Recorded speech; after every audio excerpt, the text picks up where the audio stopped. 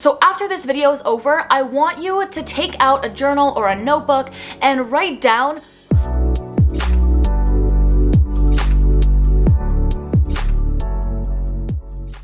Hi everyone, welcome to my YouTube channel. I'm Rahaza, and if this is the first time you've stumbled across my channel, then welcome. If you're looking to be inspired or motivated to transform your life physically, mentally, holistically, and spiritually, then you've made it to the right channel, and trust me, you're gonna want to subscribe below. First, we have to establish what we're talking about here when we say personality. How Joe Dispenza describes it is he says, how we act, feel, and think is what determines our personality. In my opinion, I think humans are constantly changing, and I think we can choose who we want to be and act in accordance with that version of ourselves. So to me, the question isn't if people can change their personality, it's how do we break out of our old identity and change our personalities to align with the version of ourselves that we want to be connected to.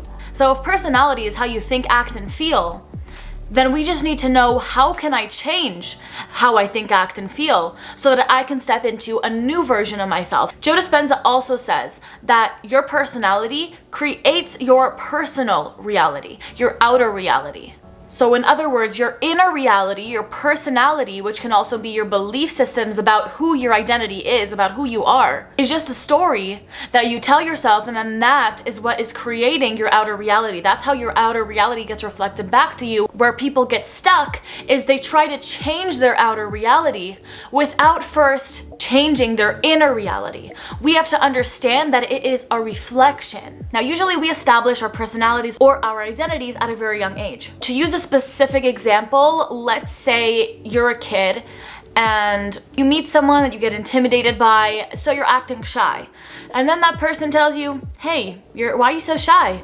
Then all of a sudden, you start to think of yourself as a shy person because from at a young age you were told or you identified yourself as a shy person. So throughout your whole life you just continued acting out that identity because it's easy. Now, if we can all agree that your thoughts have an impact on your life, consider that we have about 60 to 70,000 thoughts a day, right? And the research says that 90% of those 70,000 thoughts are the same thoughts as the day before. So of course we're reliving that same identity over and over again because our brains like it easy. Our brains like to just say, oh yeah, okay, this is who I am, and just act. We don't want to think and change ourselves and change our personalities all the time. We don't want to go through the problem of thinking about who we are and how do I want to change myself. That's effort.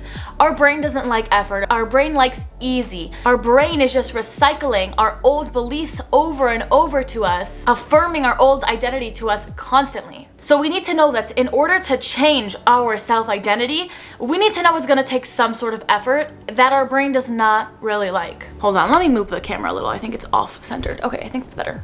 Much better. Okay, so after this video is over, I want you to take out a journal or a notebook and write down, how do you see yourself? What is your self-identity? Do you see yourself as an extroverted person? Do you see yourself that finds it easy to make friends? Do you find yourself as someone that easily attracts money? Or is it the opposite of all those things? Write down in any area of your life, what do you believe?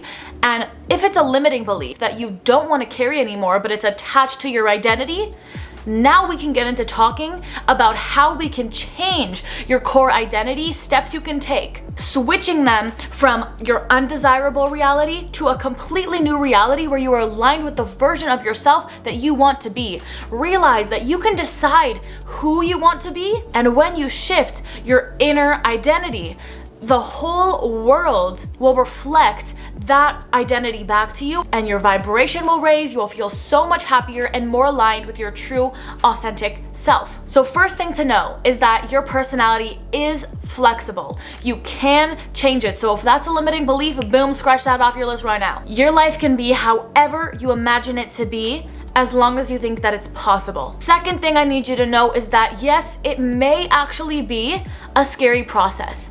And that's because we've been carrying this identity with us for years and years and years. Our ego does not like losing a part of its identity. When we actually realize that we are not all those thoughts that we've constantly been telling ourselves over and over and over, we start to feel in fear. We start to feel like naked in a sense, because who am I without my past identity, without the labels that I've been holding myself to? So realize that that may be a possibility and embrace that fear, knowing that it's not a part of your higher self, that it's a part of the ego. Now let's get into 3 ways that you can change your personality practically. Number 1 is to look what's going on inside your mind. If you don't know the story that's replaying in your mind, look at your outer reality. Whatever it is that you see in your life, take responsibility and understand that you attracted that person, that situation, this job, because that's what you think you deserve. Your identity is a person who deserves this relationship, this job, this financial situation, anything that's in your life is because you believe you are a person with an identity that deserves those things. If you don't like what you're seeing, what would be a more desirable reality to you? And who is the identity of a person who has that reality? Write that all down. Number 2 is actually changing your self-image and your identity. Now, I know in the law of attraction and other spiritual teachings, they teach you to change your mindset, change your beliefs. And that's good if you're just beginning. But really, what's the whole point of changing your thoughts and beliefs is so you can change your entire identity. When you constantly reaffirm those thoughts and beliefs that change your identity, you can shift into a new version of yourself. In one of Aaron Doughty's videos, he says, you don't get in life a reflection of what you want, you get in life a reflection of who you are. So if you're not seeing what you want, then you're not being a person that is aligned with what you want. I hope that's making sense. I'm gonna give you an example from my personal life, okay? When I was younger, I used to make videos for fun of me and my friends, like little skits or whatever, and teachers and my parents and my friends, they would all tell me like, hey, you're actually good at making videos. And then guess what? I carried that identity with me. If no one said anything to me, or if I didn't decide to do it, would I have even began to question if I could do that? So that's an example of carrying on an identity over time. I carried an identity of myself that, hey, I'm kind of good at making videos and editing videos. Another example that I can think of in my life is when I was younger and someone said, hey, you're fat. Guess what identity I kept reaffirming in my life?